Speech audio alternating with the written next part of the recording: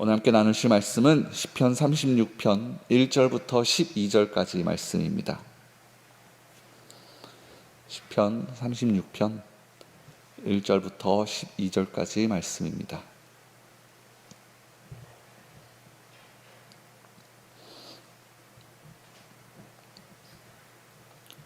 시편 36편 1절부터 12절 말씀을 우리 함께 합독해 보도록 하겠습니다.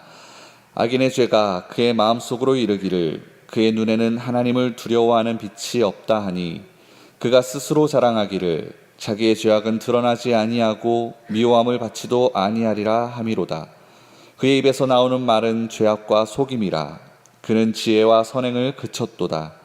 그는 그의 침상에서 죄악을 꾀하며 스스로 악한 길에 서고 악을 거절하지 아니하는도다. 야훼여 주의 진실하심이 공중에 사무쳤으며 주의 의는 하나님의 산들과 같고 주의 심판은 큰 바다와 같으니이다. 야훼여 주는 사람과 짐승을 구하여 주시나이다. 하나님이여 주의 인자하심이 어찌 그리 보배로우신지요. 사람들이 주의 날개 그늘 아래 피하나이다. 그들이 주의 집에 있는 살찐 것으로 풍족할 것이라.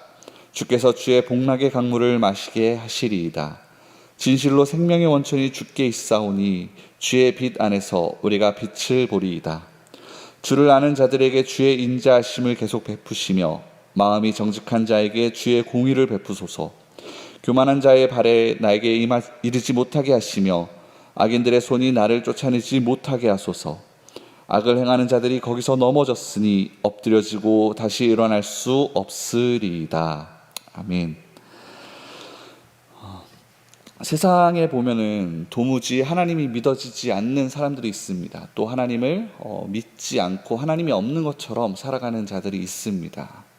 그 사람을 오늘 다윗은 1절에서 악인이라고 표현을 하고 있습니다.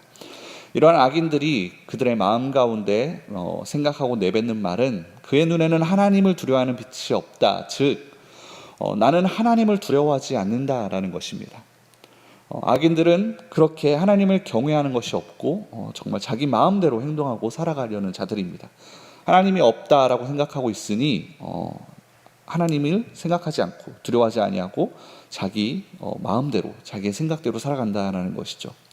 그래서 2절을 보면은 그가 스스로 자랑하기를 자기의 죄악은 드러나지 아니하고 미워함을 받지도 아니하리라. 즉 자기 자신은 그렇게 막 살아도 아무리 죄악을 가운데 산다 하더라도 그것을 가지고 나를 심판할 자가 없다라는 것입니다.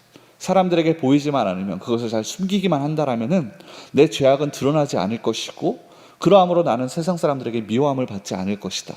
나는 겉으로 괜찮은 자다. 스스로 자기 자신을 괜찮은 존재라고 생각을 한다라는 것이죠. 즉 이 말은 죄의 결과, 자기에게 있는 모든 죄의 결과는 그것이 드러나지 않으면 상관이 없다. 하나님이 계시지 않으니까 나의 모든 깊은 속까지 아실 수 있는 그런 자는 없으니까 나의 죄는 드러나지 않는다. 지워질 수 있다라고 생각한다는 것이죠.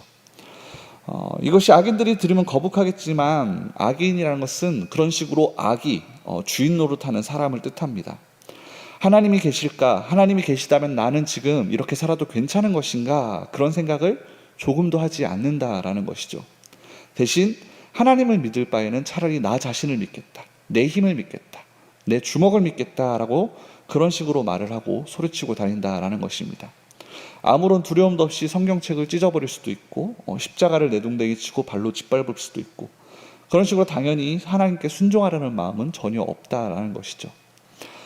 이처럼 죄의 시작은 그것이 죄인 줄 모르고 시작이 되어집니다. 죄가 무엇입니까, 여러분? 바로 죄의 본질은 자기 중심성이라고 성경은 계속해서 얘기를 합니다.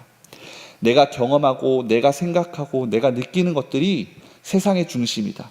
내가 아는 것이 전부다. 내가 전부다라고 생각하는 것이 바로 죄입니다. 물론 우리가 세상을 살아갈 때에 나 자신을 아는 것은 굉장히 중요합니다.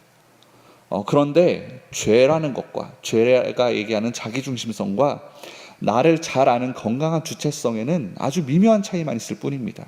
그것은 뭐냐면은 건강한 주체가 되기 위해서는 건강한 자기 사랑이 있어야 되고 자신에 대한 어떤 신뢰가 분명히 있어야 되는데 죄도 마찬가지입니다. 자기 우상화라든지 혹은 자기중심성이라는 부분도 자기를 사랑하는 것이 극에 달하면 자기 우상화가 되어지고 자기에 대한 신뢰가 극에 달하면 자기 중심성이 되어진다는 것이죠. 그러니까 건강한 자기 주체성과 죄라고 하는 자기 중심성은 그냥 종이 한 장 차이라는 겁니다. 그렇기 때문에 대다수의 사람들이 이것의 경계를 분별하지 못하고 살아갑니다. 그런데 이 경계에서 그것을 분별할 수 있도록 허락해주는 한 시선이 있는데, 그것이 무엇이냐면 바로 자기의심이라는 것입니다. 여기 자기의심이라는 것은 바로 자기 성찰이라는 것으로도 표현할 수 있는데, 있는 그대로의 자신을 객관적으로 판단할 수 있는 시선을 뜻합니다. 그런데 이런 자기 성찰, 자기의심이 기독교의 역사 안에 내내 있었다라는 것이죠. 하나님 앞에서 자기 자신을 계속 비춰보고, 나는 지금 하나님 앞에 제대로 살아가고 있는 것인가? 세상 사람들은 돈이 전부다, 우상을 섬기면 된다, 자기 힘을 믿으면 된다, 내가 세상의 중심이다라고 그렇게 얘기하고 있는데, 그것이 과연 진짜인가? 그렇게 자기 자신을 돌아볼 수 있는 시선이 기독교의 역사 안에 내내 있었다라는 것이죠. 악인들처럼 자기 우상화에 빠진 사람들은 지나친 자기 연민이나 지나친 자기 합리화로 일관합니다.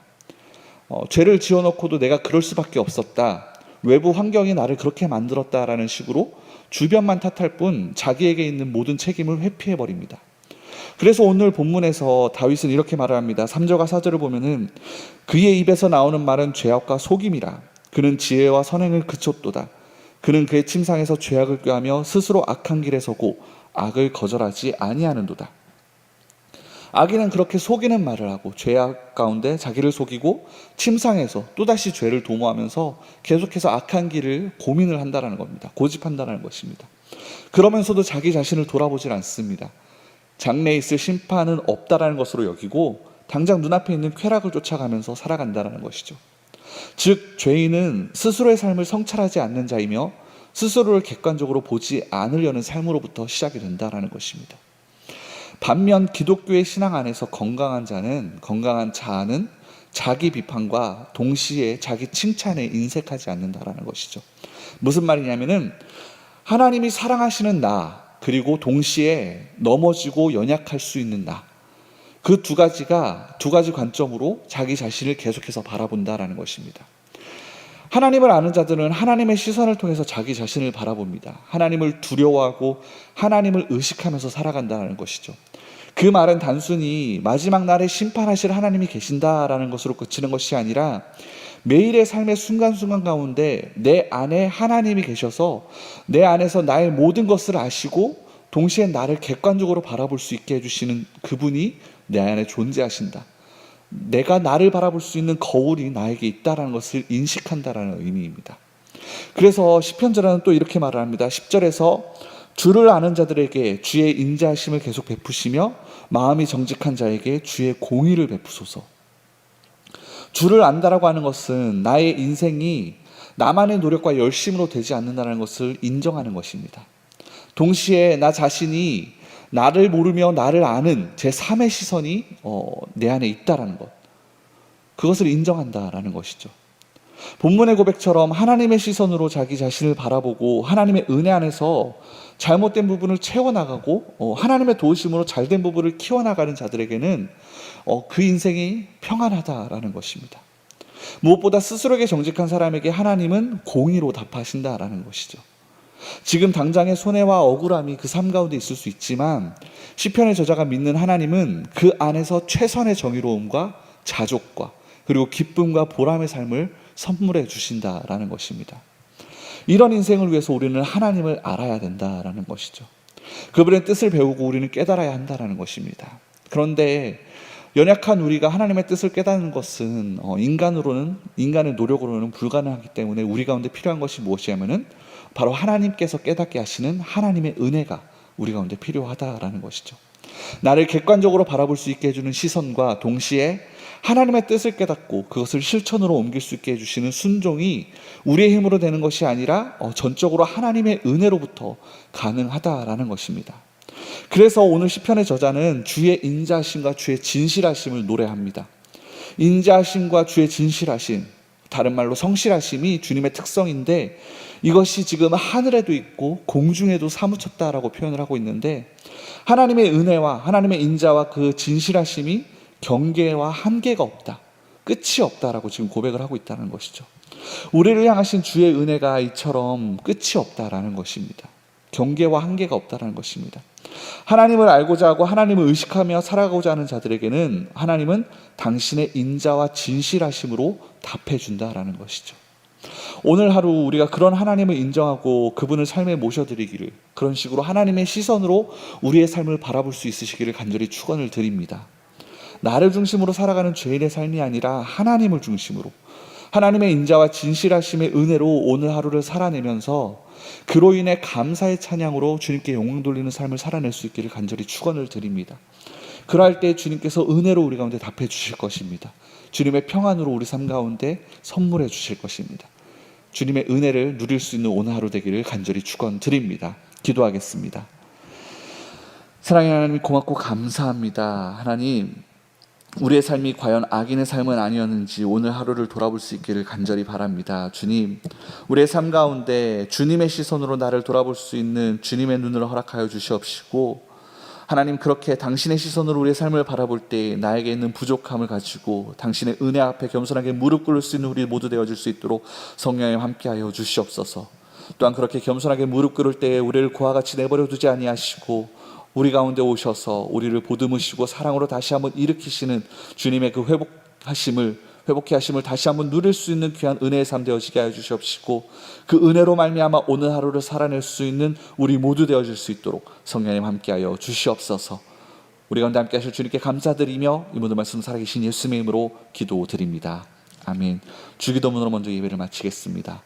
하늘에 계신 우리 아버지여, 이름이 거룩히 여김을 받으시오며 나라가 임하시오며 뜻이 하늘에서 이루어진 것 같이 땅에서도 이루어지이다.